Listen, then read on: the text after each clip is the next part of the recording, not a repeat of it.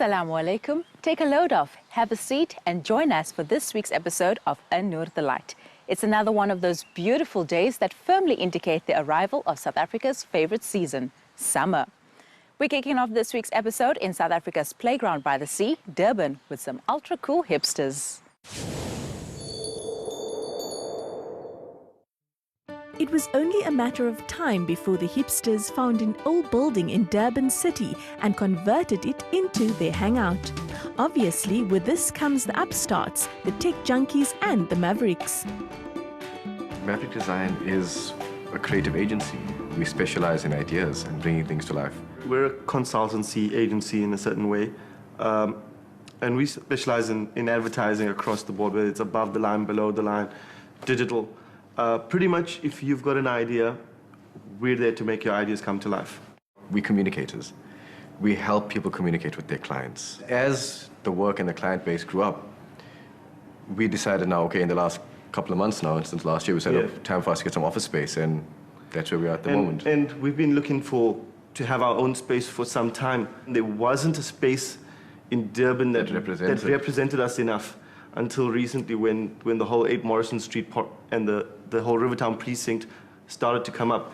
And we saw this as a great opportunity to find ourselves in a part of the city that's becoming the creative hub. It takes guts and determination to quit your day job and pursue a dream, and this is exactly what these two young men did. After working in a corporate environment, they decided to throw in the towel and take their chances doing their own thing. I was working at an ad agency in Durban. I worked there for about 18 months. Before that, I was freelancing under the Maverick banner. After 18 months, I got tired of it. It became very monotonous to a certain extent, and the same thing that happened in my previous jobs. I get bored very quickly working on the same sort of thing constantly, and I decided I'm going to leave this, and we're going to do this Maverick Design thing properly. The market is not easy, but Yaseen and Kameel are already starting to make waves. I work with a client in Stockholm, and having this global presence within your portfolio is a great sense of achievement. It's something, from the very beginning that we wanted to do. It's working on brands, but not just locally, globally. And I think that, for me, is a great achievement. Masood Bungad, the local journalist and comedian, he came to us and said, listen, I've got this idea. I want to do something. And one of the things I want to do is I want to beat the Guinness World Record for the longest Braai marathon. And the current record stood at 80 hours, and he said, well, let's aim for 90 hours. And we had about a week and a half, 2 weeks to pull this entire event off.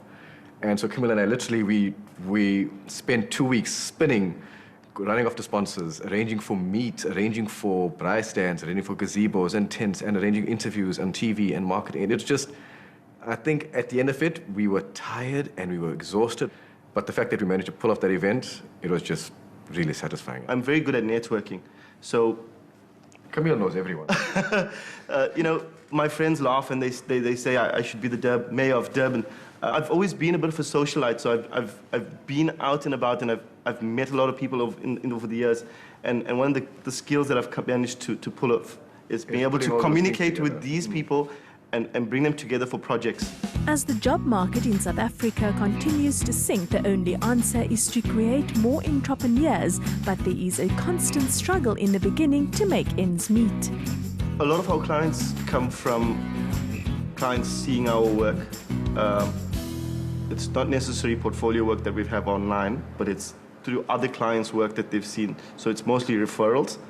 We don't make an effort, or we haven't made an effort yet, to sort of go out and see clients in terms of advertising on our own to bring in. But it's the quality of our work brings in new clients all the time. What sets us apart from everyone else? I think dealing with us. I mean, I think our personalities. Yeah, we're lovable guys. Yeah, it's we give you a very bespoke experience, and it's very tailor-made and customized to what the customer requirements and needs are. Often when you're working with big agencies, there are a lot of different personalities you've got to deal with constantly. Right now it's just me and Kameel. I think what works for us in that regard is that we've got experience in retail, we've got experience in digital, we've got experience in large format, in exhibitions, in events, in activations, and we've collated that information amongst the two of us, and we, like you said, it's just us. So you're not dealing with 10 different people. You come to us, this is what I want to get done. And we the guys that's going to get it done for you. I love working for myself. I love not being restricted to having to be in an office all day. I love being able to wake up in the morning and say, okay, well, I need to get these things done. Once that's done, I don't have to sit at the desk any longer. Yeah. All we really need is an internet connection and your computer or your laptop, and the world is your office. South Africa needs more young people who are willing to risk it all and follow their dreams. The freedom to create and make the world a better place starts with one person. Dreams can be achieved if only you're prepared to dive in and work hard for it. I know Cape Town always tops the cool kids list, but Durban is definitely giving them a run for their money. Dr. Mariam Khan has always helped us stay healthy with her wellness tips. Let's find out what she has for us today. Assalamu alaikum wa rahmatullahi wa barakatuh. I am Dr. Mariam Khan. Welcome to the wellness segment of Nur the Light. Our focus today is on early childhood development. Early childhood development aims to protect and promote a child's right to develop their emotional, social, and physical potential fully. It is the all-round development of our children to help them further develop into childhood and adulthood. The development of babies, toddlers, and young children form the foundation of all further forms of development a child undergoes. Your child is on a journey of development that already began at conception. Each child is on their own journey, some a little slower or faster than other children of the same age. It is your responsibility as a parent to support your child to be the best that they can be. During early childhood development, rapid physical, cognitive, and social development occurs. This development is crucial in preparing a child for school. Children who are ready for school are confident, friendly, and sociable. They have good peer relationships, better language skills, and communicate well. Children who are ready for school are less likely to fail a grade and perform better overall. Until next time, Assalamu alaikum wa rahmatullahi wa barakatuh.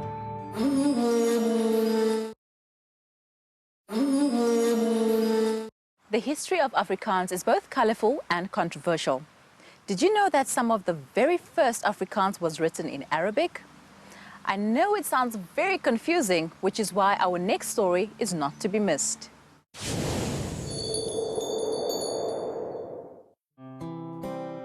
South African Muslims make up one of the minority faith communities in South Africa.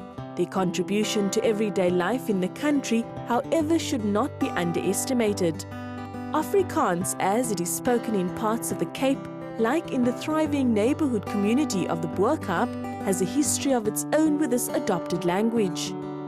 There are many debates about the origins of Afrikaans, but it is evident that the influence on the language and its development in the Cape came from the colonies and settlers that were brought to this country many years ago, much like the Cape Malay community who settled in the Boerkaap.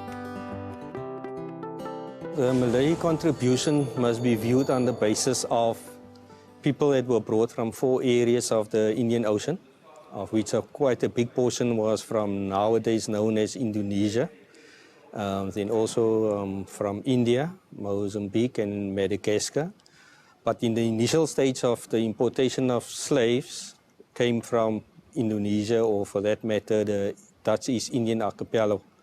So the local Creole language Afrikaans that emerged as one of the youngest African languages was influenced and shaped by the presence of East Indian slaves, as well as political exiles, and also Chinese Panditan from the Malay archipelago. Because of the phonetic nature of Arabic script, one can tell that the Afrikaans written in this old script was the way it was spoken at the time. Die mening van te hare by die taal van Arab is om skoon te was van enige veiligheid. The Cape Muslim community used Afrikaans as a medium for communication and education within their community structures. Muslims from the Indonesian archipelago brought with them their influences, as did those from other countries. The late historian Ahmad David's book entitled The Afrikaans of the Cape Muslims reveals how Afrikaans was formed as a new adopted language which became part of their identity as South Africans. Ahmad's thesis on the Afrikaans was at 1806 till 1906. It was his MA thesis. When I went through this, when I read through I didn't study the thesis, I just read through the thesis. My goodness, I was impressed. And if I may also quote one of our prominent, quite renowned Sheikh Amin Fakir, who is the author of many, many books. My goodness, when he said to me, Ahmad did extremely well with this thesis. He wrote about tajweed in Arabic and Arabic Afrikaans that we were not aware of, you know. It was fresh information. As far as I'm concerned, Ahmad Davids, I would address him as Professor Ahmad Davids, quite frankly, for the works that he did, the work that he did on these Afrikaans. Intensive research was done by Ahmad Davids to better understand the Arab Afrikaans manuscripts found in the homes of Cape Muslims dating back to the period 1815 to 1915. It was during this period that Afrikaans was spoken in the homes of the Cape Muslim slaves. This research has aided academics in their understanding of the origins of Afrikaans in the Cape. Going through the text, I think it is convincing, quite frankly, that he proved to the Afrikaners that we were the people here at the Cape who excelled in Afrikaans, or maybe who were the founders of the Afrikaans language, obviously with the influence from the Dutch and Malayu, whatever. I think Ahmad's research does challenge the notions of the origin of Afrikaans, because for a very long time, people thought that it was purely white people who changed Dutch into Afrikaans. And what Ahmad showed was that it was actually Muslim clerics who wrote Afrikaans first. And he's got proof of it. It was written in Arabic script, yes, but it was Afrikaans. It was no longer Dutch. And that is why his book is so important. Ahmad's book was very well received by the general public. And I think the reason is that what Ahmad has shown is that Afrikaans is actually an African language. It was created here in Africa. It is not a language of the white people only. Yes, it is an inclusive language, and I think that is why it's important. Afrikaans, for a very long time, for various reasons, was the language of the oppressor. We can now look back, and thanks to Ahmad's language, we can actually say it is an African language, it is an inclusive language, and it was created not by white people, but by the people of the Cape, by ex-slaves. This creolization of languages was formed amongst Cape Muslims largely as a new identity, but more importantly as a way of communicating to overcome the language barriers between slaves from different parts of the country. It was seen as the tongue of the uncivilized lower classes and was not given any recognition or considered by the colonized Dutch who settled in the Cape. Afrikaans have always been a language of the underclass. That's why it was called kitchen language. So the language have always been in the hearts and tongue of the working class, or for that matter, the poor. It wasn't a language that was sponsored by the rich and the powerful. Afrikaans have always been part and parcel of the Cape Muslim community because they were some of the fathers of the language and mothers of the language. So it became a social marker in terms of Afrikaans, but then it's two versions. One is the colloquial, and then the other vernacular that was heavily influenced by the first language movement based on Dutch. But the one that the community was speaking is influenced by their cultural contribution and, most important, by the terminology of their religion. Identity and culture can forever change, and in the context of South Africa, many learn about their own stories handed down through generations. Often these oral histories are lost and misplaced along the way. It is sometimes in the discovery of ancient writings, such as the manuscripts of the Boerka, that reveal to us the centuries-old stories of a heritage and culture once lived in the very buildings we now know as our homes.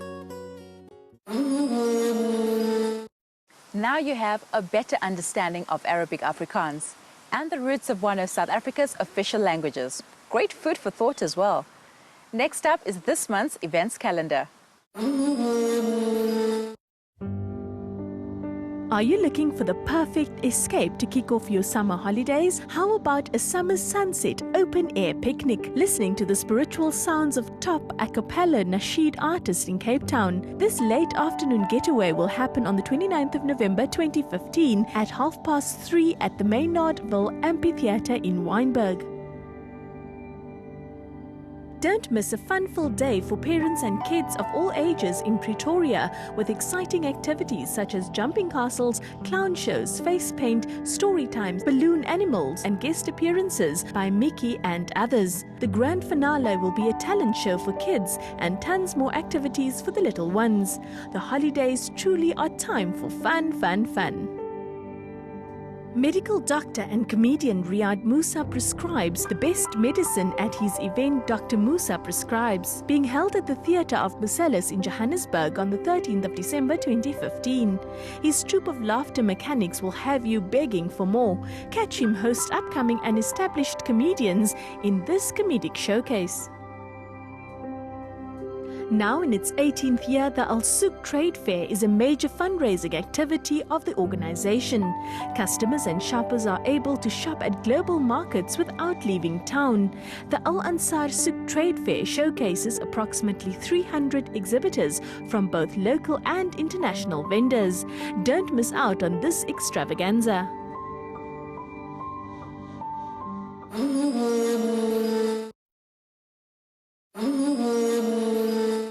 Right, I've made notes and I know my days are going to be chock-a-block full with all these amazing events happening.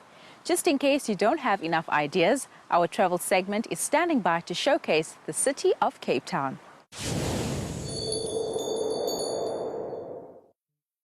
Indoor rock climbing has become a popular sport with young and old. It is aimed at those who love the sport but want to avoid the risk of outdoor, although many can tell you that this does not last too long. We're in Hang Time Gym. It's an indoor rock climbing facility which we built in Pinelands.